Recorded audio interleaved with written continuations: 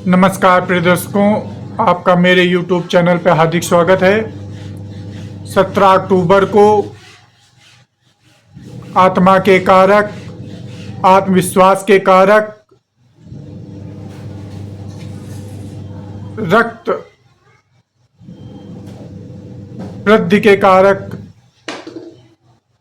ऊर्जा के कारक भगवान सूर्य देव, सूर्य ग्रह राशि परिवर्तन करके तुला राशि में जा रहे हैं, जहां पर वो एक माह संचरित करेंगे। सूर्य ऊर्जा है और तुला राशि शुक्र की राशि होने के साथ साथ वायु तत्व की राशि है। अग्नि और वायु के मिलन से होगा यह कि उसकी तपिश, उसकी क्षमता में वृद्धि। परंतु वायु किस प्रकार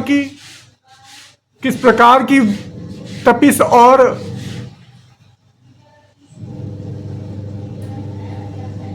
ऊर्जा में वृद्धि होगी, वो होगी शुक्र की, क्योंकि वह शुक्र की राशि में है। तो जनमानस के अंदर वैभव, ऐश्वर्य, भोग, काम की वासनाओं की मानसिकता में वृद्धि होगी।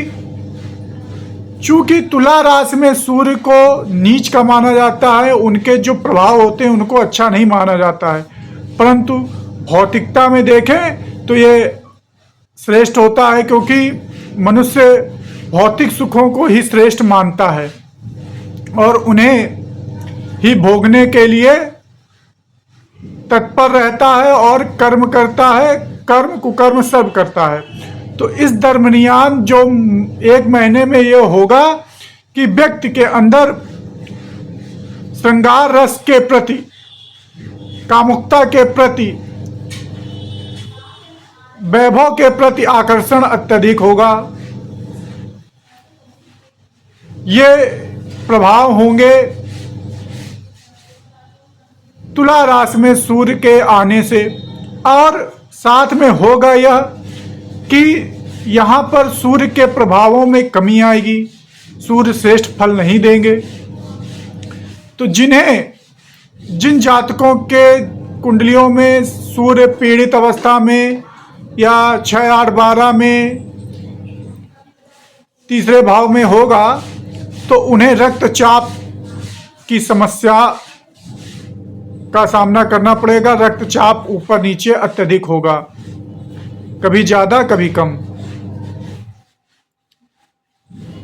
17 अक्टूबर को जब सूर्य राशि परिवर्तन करके तुला में जा रहे हैं, तब वहां पर पूर्व में उपस्थित मंगल और बुध से उनकी युति होगी।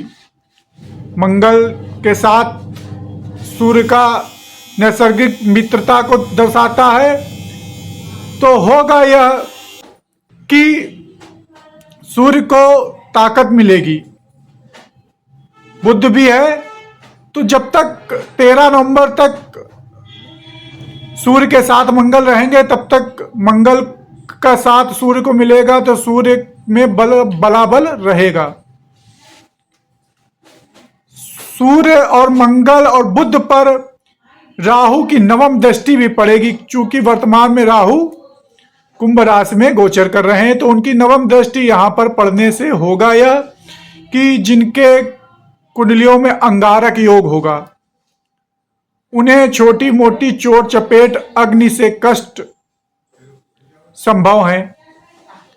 और नवम दृष्टि ज्ञान की दृष्टि है, अर्थात इस दरमियान देश, राष्ट्र, राजा, व्यक्ति भौतिक चीजों पर रिसर्च करने के लिए, उनका ज्ञान अर्जन करने के लिए, कंप्यूटर आदि में शोध करने के लिए प्रेरित होगा। और इस दौरान कंप्यूटर क्षेत्र में नए नए आविष्कार, भौतिक संसाधनों में नए नए आविष्कार भी देखने को मिल सकते हैं। तो यह पूरा व्यापक असर है। तो पूरे विश्व में यह प्रभाव पड़ने जा रहा है सूर्य के तुला में जाने से। अब 12 राशियों पर यह क्या प्रभाव डालेगा, आइए जानते हैं। सूर्य मेष राशि में पंचम भाव के मालिक होकर के आपके सप्तम भाव में गोचर करने जा रहे हैं। होगा यह कि अपने भाव से तृतीय आने पर आपको प्रेम आदि की प्राप्ति के लिए थोड़ा सा संघर्ष करना पड़ेगा, और आपका जो पार्टनर स्पाउस है वो भौतिक वस्तुओं की ओर अत्यधिक आकर्षित होगा, मोहित होगा। अर्थात वर्तमान में आपको अपने स्पाउस की सभी भौतिक इच्छाओं को, काम इच्छाओं को पूर्ति करते रहना है और उसे पर्याप्त समय प्रदान करना है। वर्तमान में आपको कोई भी साहसिक कार्य करने में के समय आपको सतर्क रहना है और उपायों के साथ करना है। वृषभ राशि के लिए आपके चतुर्थ भाव के मालिक होकर के छठे भाव में आ रहे हैं, अर्थात आपको अपने घर, वाहन, सुख, माता के लिए पराक्रम करना पड़ सकता है। माता का स्वास्थ्य कुछ डाउन हो सकता है। शत्रु घर, वाहन और सुख सुविधा में आपकी बाधा उत्पन्न कर सकते हैं। ऋण लेना चाहते होंगे वर्तमान में, तो यहाँ पर आपको सूर्यदेव बैंक आदि से ऋण प्राप्त करा सकते हैं। मिथुन राशि के जातकों के लिए सूर्य तृतीय भाव के मालिक होकर के पंचम भाव में जा रहे हैं। होगा यह कि आपके छोटे भाई बहनों को प्रेम की प्राप्ति के लिए संघर्ष करना पड़ेगा, परंतु आपको ज्ञान व आपके पुत्र से, प्रथम संतान से लाभ प्राप्त होगा। यह गोचर यात्राओं में संघर्ष कराने को भी दर्शित कर रहा है। कर्क राशि के द्वितीय भाव के सूर्य मालिक होकर के आपके चतुर्थ भाव में आ रहे हैं, तो वाणी में कठोरता या उग्रता के कारण आपको पराक्रम करना पड़ सकता है। सुख सुविधाओं में कमी आ सकती है। धन का व्यय घर के ऐश्वर्य में वृद्धि करने पर खर्च हो सकता है। डेकोरेशन, साज सज्जा, वाहन इत्यादि में आप अपने संचित धन को खर्च कर सकते हैं। वर्तमान में आपको सात्विक रहना है, सात्विक भोजन व सात्विकता को अपनाए रखना है। सिंह राशि के जातकों के आपके लग्न के मालिक होकर के तृतीय भाव में जा रहे हैं, अर्थात आप मनोरंजक यात्राओं पर जा सकते हैं। यात्राएं आपकी कष्टप्रद हो सकती हैं, आपको ध्यान रखना है। रक्तचाप वगैरह का नियमित जांच करें और उनके उपाय करें। छोटे भाई बहनों से आपको लाभ की प्राप्ति होगी, छोटे भाई बहनों का साथ प्राप्त होगा। आप संघर्ष करने के लिए तत्पर रहेंगे, संघर्ष की क्षमता में आपकी वृद्धि होगी।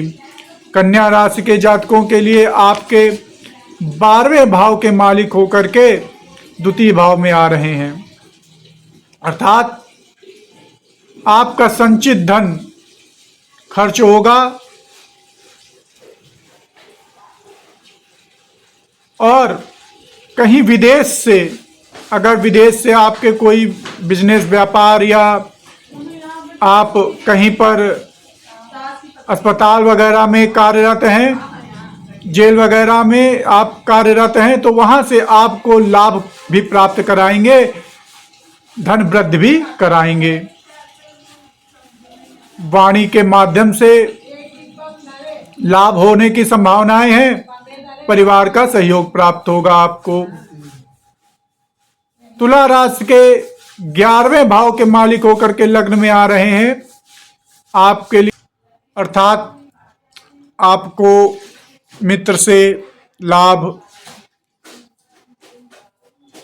के द्वार खुलेंगे आपके लिए। आप अपने पराक्रम से, साहस से धन अर्जित करेंगे, परंतु आपको अपने बर्ताव पर नियंत्रण करना होगा, भौतिक इच्छाओं पर नियंत्रण करना होगा, और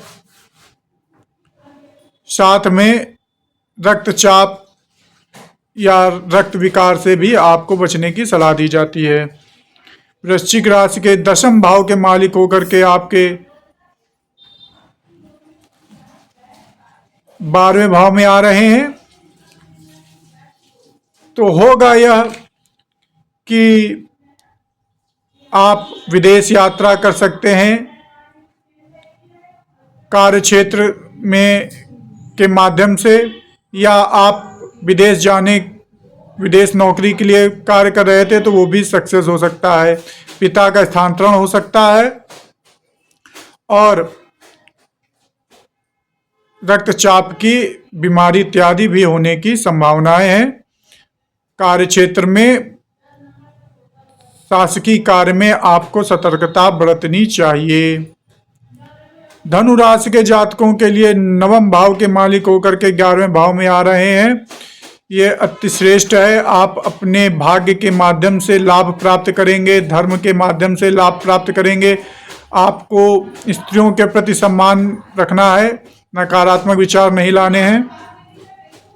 तो धर्म यात्रा, धर्म के माध्यम से आपको लाभ होने जा रहा है, पिता का सहयोग प्राप्त होने जा रहा है धनु राशि के जातकों के लिए। मकर राशि के आपके 8वें भाव के मालिक होकर के 10वें भाव में आ रहे हैं। अचानक ससुराल यात्रा का योग बन सकता है, ससुराल से लाभ प्राप्त हो सकता है, परंतु ससुराल जनों से संयत भाषा का प्रयोग करें। 10वें भाव में होने से आपको कार्य करते समय कार्य क्षेत्र में सतर्कता बरतनी है, कोई भी अनैतिक कार्य नहीं करना है। कुंभ राशि के जातकों के लिए 7वें भाव के मालिक होकर के 9वें भाव में जा रहे हैं, जिससे कि पत्नी के माध्यम से भाग्य उदय,